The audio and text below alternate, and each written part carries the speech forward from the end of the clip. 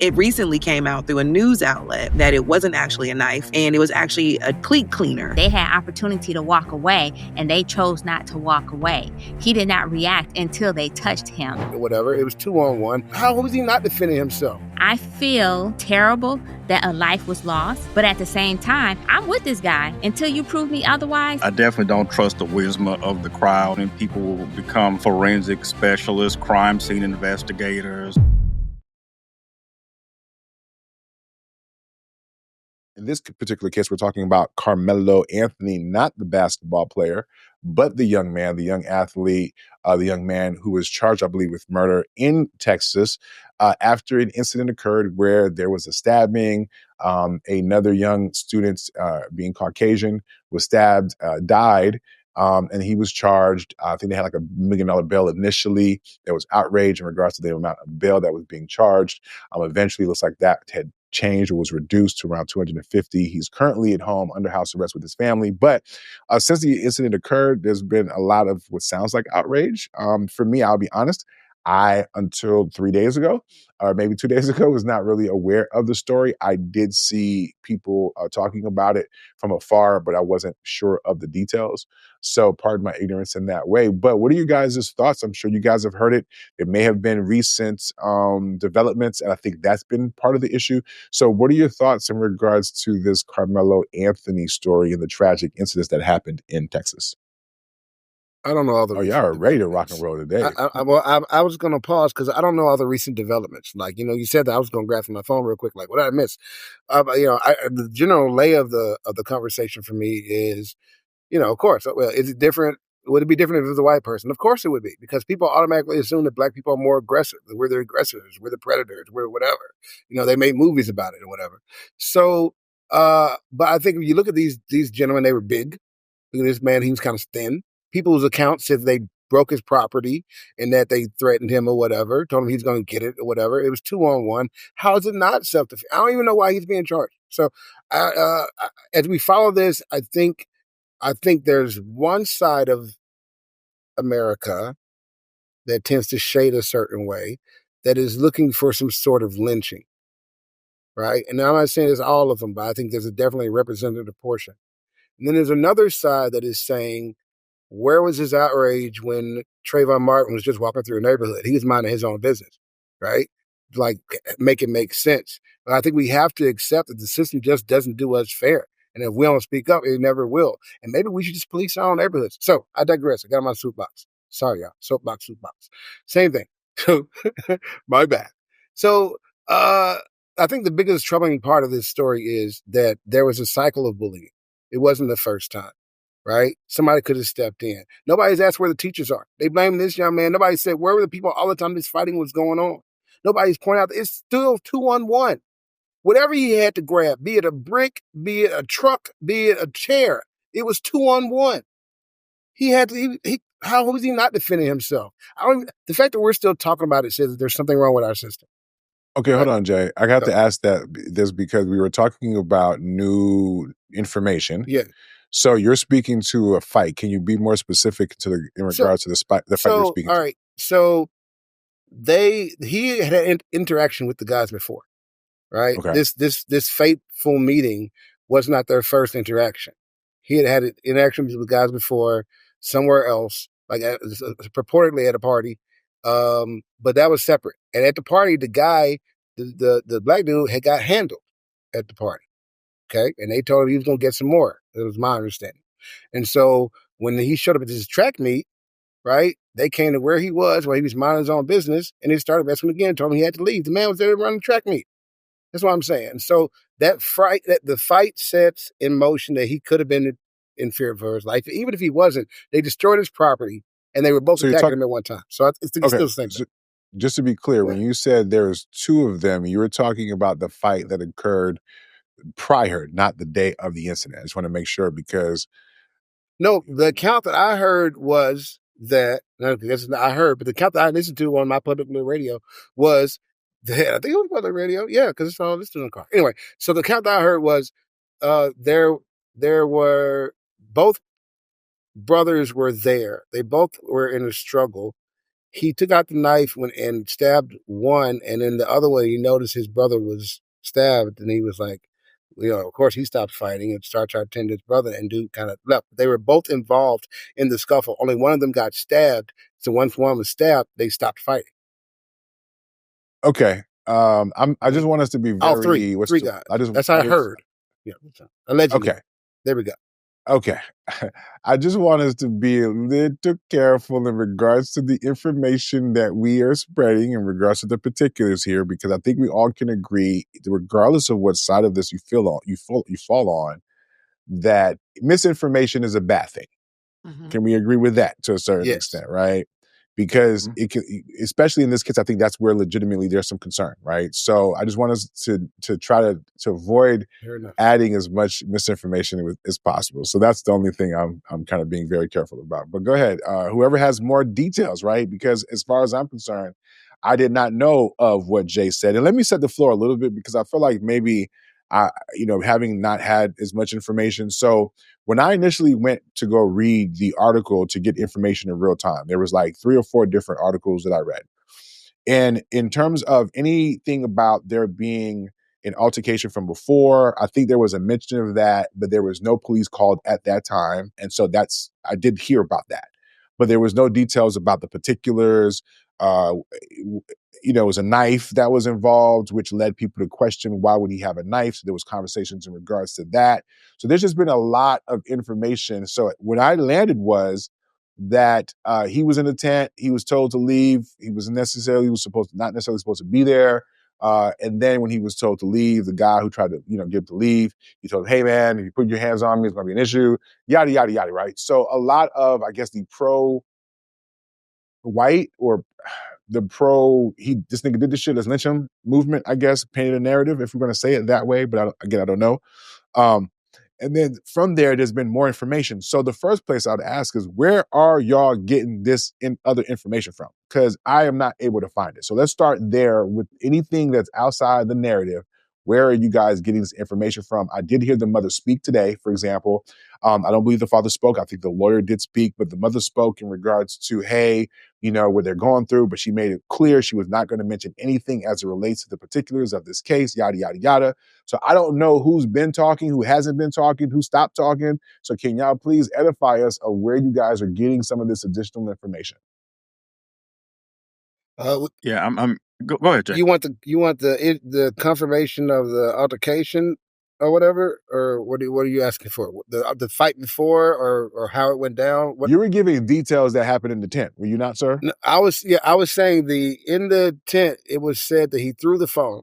Okay, so what source do you have that I was cites what watching happened in the tent? my Fire Stick News, and I don't subscribe to tabloids. I'm only asking because you're picking up your phone like you're going to search and check. Yeah. So if you want to put that into the phone, that, hey, where's there some details, that'd be a good place to start, right? So, and I'm sorry, y'all, I'm going to be Tia's this way. jumping at the bit to tell where her sources are. Huh? Tia's jumping to tell her sources. Oh, yeah, please. Yeah, go ahead. I mean, all mine are news media sources from the Metroplex, basically. So you tune in and every day it's something new because they're also tracking the outrage and the support and the racism that's coming from it. Because if you look in the comments, there's such a huge division between blacks and whites about where they stand. For me, it's not necessarily what led up to it. For me, it's the fact that he was demonized before we knew really what happened. And I think for Black Americans, we're so used to being the bad guy that we came out and defended even before knowing if he was the bad guy or not, right? It recently came out through a news outlet that it wasn't actually a knife, which means it's a question of premeditation. And it was actually a cleat cleaner, which people who run track or play field would know that, the grass gets stuck in the cleats and they clean it out with it. And so if this child was in a previous assault, then his phone was thrown, then he was assaulted and being physically removed from an area where the coaches came out and said everyone could sit because it started raining, then it looks like it was probably self-defense. And that came from news media resources directly from the DFW and their news sources. Which came from the news, with the fact that it was a track cleat and not a knife? Yes, the fact that it was a track Which cleat and part? not a knife came out when he was released, when his bail was dropped from 1 million to, I believe, 250,000, which shows there's a significant issue, or something has happened with the evidence, with the charge. Something is going on. They don't drop $1 million bail for murder if there wasn't a change in disposition of some sort. So the young man was released, and then the information came out that it was a cleat cleaner as opposed to it being an actual knife that he concealed. So did they confirm details of what occurred that day beyond what was in police reports? They actually said that people are coming Tia? out and giving further reports. So now the children around are speaking about the fight that took place a week before at a party where he was beat up really badly. People are coming out talking about when the kids approached him, telling him to move. The coach was the one who validated the fact that he had been told to sit there because they were trying to find a reason why he didn't belong, why he was in the wrong place and committed this crime. So people are now saying, nope, I told him to go up there and sit there because it was raining. He did just get through practicing and scrimmaging. There were other kids here who weren't on the team. He wasn't out of place and he wasn't here to be a troublemaker. And I think that was what the assumption or the narrative was beginning to be shaped. Like he was here with the intent of committing this crime with a knife. He planned it because he got beat up the week before. And that just doesn't really track with what's happening right now. So I'm just going to provide my perspective on why it became somewhat of a black or white issue. One, because of the immediate demonization of this kid by basically saying that, acting as if it was premeditated, even though even in that initial report, there were people who stated that he said, don't touch me. If you touch me, they was like, well, why not? It's like, well, touch me and find out. Which shows that once again, they had opportunity to walk away and they chose not to walk away. He did not react until they touched him. And then coupled with the later on information about the fact that these two had a history of bullying him anyways. Now, I'm going to say history because more than once, that's a history. So since previously, and I'm pretty sure it's going to come out even further, that they probably were school bullies, and at this point, it becomes, well, when do we get to defend ourselves? We had somebody who was carrying Skittles and some tea and he wasn't considered self-defense. So when do we get to defend ourselves? How many times do we have to get punched? How many times do we have to sit here and just take whatever abuse is being thrown at us? Do we have to, they threw my phone. Okay, so my phone is an object. Okay, fine. I don't have to hit you. I don't have to respond back to that. But I also warned you, don't touch me, and you touch me. So why am I not expected to react when you touch me? You've been warned. I'm tired of turning the other cheek. I know myself personally. I ain't turning no other cheek so you can hit me again in the other cheek, And so I think we're in that age now of where you fuck around and you found out. And as much as callous as this sound, he found out. He got warning. And he still proceeded because he didn't expect any consequences. This was the consequences of his action. We're so quick to say, oh, black people do this and black people do that because they already immediately view us as violent individuals, when in reality, that's not the case. That's what the media shows because that benefits them to show that. Whereas if you go to all FBI stats and so forth, you actually see who the biggest perpetrators are. But you don't know that because most posts will only throw out that 1350 stat without saying that 1350 is actually arrest. And then they don't point out the exoneration is at actually 53%. So that means half of those 50 were exonerated, even if they were arrested. Now, I will say this. I feel terrible that a life was lost because I always feel terrible when a life is lost. But at the same time, I'm with this guy until you prove me otherwise. This young boy, this young man who had a shining career, he was an athlete. He was a excellent student, and now you out here trying to paint him like he was a thug. You over here trying to find, not you, but the media over here trying to find every picture on social media where it looked like he was doing something negative to paint him this way. When you clearly have pictures of this young white man, I'm going to call man because they call our children men and women when we're under the age of 18, but up to 23, they'll still call a white person, a white boy that's 23, a boy instead of a man. But with that being said, we are tired. So they raised money, $250,000 or more, and there was an uproar like, oh, they're raising money for their killer. Well, shit, you raised $2 million for Kyle Rittenhouse, and he was for sure a killer. But you know what, though? That was white on white crime, I guess. So I guess it didn't matter. But, still life was taken. But Same for George Zimmerman. They raised money for him. So everybody got money raised for them, but it's a problem for us to raise money for this young boy. It's a Those are problem valid for us to points. do it. It's no problem when you do it, but it's a problem for us to do it. And then it's the immediate slander of his family, like, oh, they squandered the money on the house or they bought a new car with his money. Well, how the fuck you know what the hell they bought? Are you in their pockets? Are you at their house? Or are you just sensationalizing the story because you know certain people will most likely believe these tropes because they want to, because they already believe the worst because the media always portray that. Even the headlines aren't correct. So that's where I'm going to stand. I will stand with him.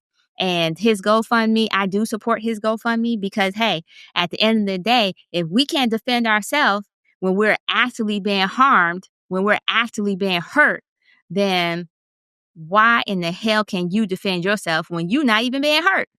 And I mean you as in these white people who are actively going to seek somebody to hurt them with the intent to harm and to hurt. But all of a sudden it's self-defense when they get defended back. So once again, I'm sorry that there's a life loss in this situation, but fuck around, found out. It's just callous, but it's true. Consequences. I usually reserve judgment on these kind of things. I wait for the investigation and police report to be convicted. I definitely don't trust the wisdom of the crowd because depending on what's happening, people will become forensic specialists, crime scene investigators. It gets really really weird. So yeah, I just like to wait for these things to kind of play out. Like we said, the disinformation's a huge problem in these kind of cases. Everybody talked like they was there or they know somebody that was there. Their cousin was there.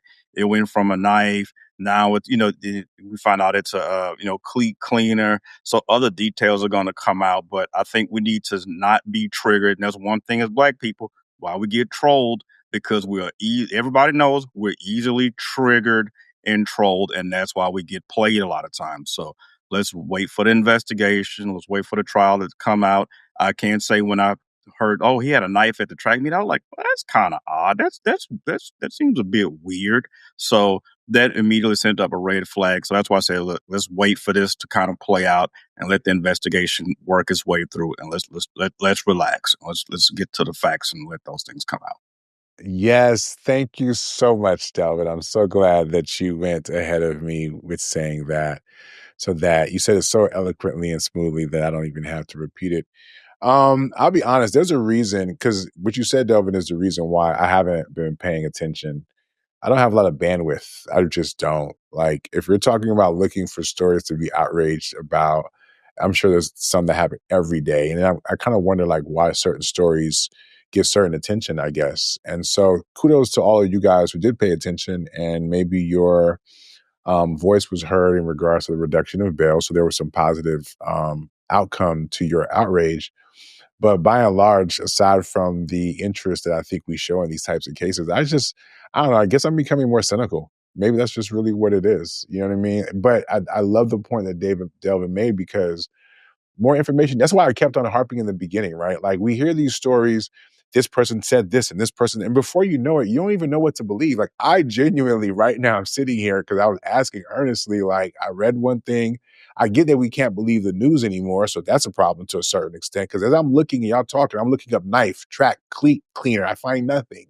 There's nothing in the, I guess, whatever the accepted news media that, I guess how I do my normal search. So to Delvin's point, there's going to be more information that will come out. And so I get why we as Black people, PTSD, trauma response all the time. But I love that Delvin said that, because I'm just not going to fall for that every time. I'm not saying that I don't care in that way. I do generally, but I have to be a better steward. I care about me more. And so because of that, I'm going to just exercise some patience and wait till there's some information to come out. But the other thing is like, if I can't do nothing about it for real, or if I'm not going to do anything about it for real, then what the fuck does my outrage really do for real, for real? That was one of the questions that I asked myself. Like, it's like, I get that we be outraged, but I feel like we think that that's going to do something for real. And I'm real enough with myself to know that it's not. So unless I'm actively going to do something, let's say if it's criminal justice, am I donating to some organization? Am I volunteering? Am I spending time? Am I consistently? And I can acknowledge and be honest with y'all that I'm not.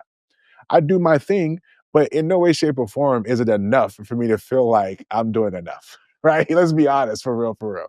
So it's just kind of like, I get it. It is important to bring light to it. It is important to have conversations about it. There is conversations about bail practice. I think overall, as it relates to the practice of bail and how it's used punitively, I think that's an issue. There's also an issue around like if there is some, trolling or not trolling, but bullying going on. I think that's certainly an issue. And then obviously racism is a part of this too. But the funny thing is, if it were a black boy who, because y'all love doing the whataboutisms too, right? And I hate that y'all do that all the time because every circumstance is not going to be the same. I'm sorry, different states, different people. I get that we love to do that, but in the George Zimmerman situation, a black boy died. So if you want to try to make it fair a little bit, I wonder how y'all would feel in regards to Rush to Judgment if it was a black boy that died. Right? Would we want? So it's just funny because it just depends on whether or not you're going to stand on the side of, I guess, fairness. And I get that we try to do that when it comes to bail, but I don't think that we do that all the way. For real, for real. And so for me, I try to be as partial as possible until more information arises, which is why I think I'd make a good juror, but some of y'all would not. But anyways, not y'all specifically on the show, but way too many people on social media. If y'all got called to the stand to like testify, hey, could you be impartial about this case? Oh, yes, Your Honor, I can. Well, hold on. We have this tape from Clubhouse. Can you please hold on? Is this you? Is this you? Or Tia was on a podcast. Hold on. Is this you on the BLC pod, ma'am?